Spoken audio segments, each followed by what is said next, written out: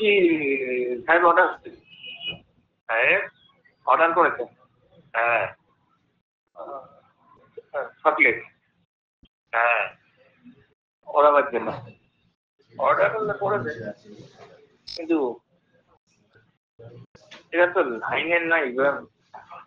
মানে সবাই হ্যাঁ সবাই প্রশ্ন করছে কারা যারা আছে আপনারা।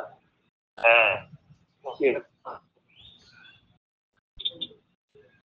বলেছে কিছু একটা ভেবেই তো বলেছে।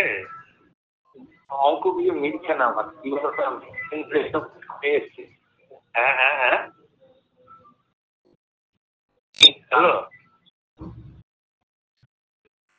হ্যালো কথা কেটে যাচ্ছে তো।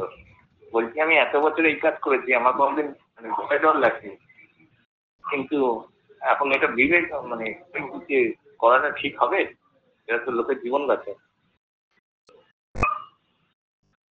হ্যালো তোকে তো মানে ফাইট টু ফিনিশ করতে বলেনি।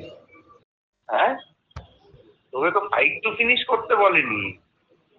আর তুমি বলছো ছেলেরা মদ খেয়ে যায়, ঠিক আছে, এবার মা থেকে যদি কোনো একটা বেখাত কিছু হয়ে যায়, সেটাও তো চিন্তার বিষয় না। সেটা ওকে বল যে আমার এরকম মনে হচ্ছে, কি করবো। বাপ্পাদাকে পার্সোনালি জিজ্ঞাসা করেছিলাম। হ্যাঁ বাপ্পাদা বলছে জানোয়ার হয়ে যায়নি এখন, ব্যাপার আছে। হ্যাঁ ওই ওই ওই মতো করেই কর। দাদু বলছি এই যে নবান্ন মিটিং হয়নি, ঠিক আছে, তাতে ফেরত চলে আসছে থাকলে। হ্যাঁ হ্যাঁ ভাবলে শাসক মাঠটা মেরেছে।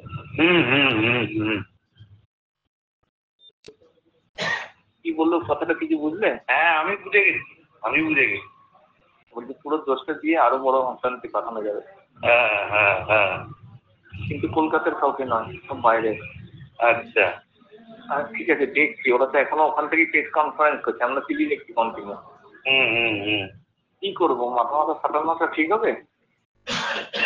দেখ খানিকটা যদি কিছু করা যায়, খানিকটা হলেও ওই ব্যাপারটা থাকবে যে ওরাই এটা করাবে। দেখছি আরেকবার, দেখা হলে কাছে যাচ্ছি আমি। ধন্যবাদ।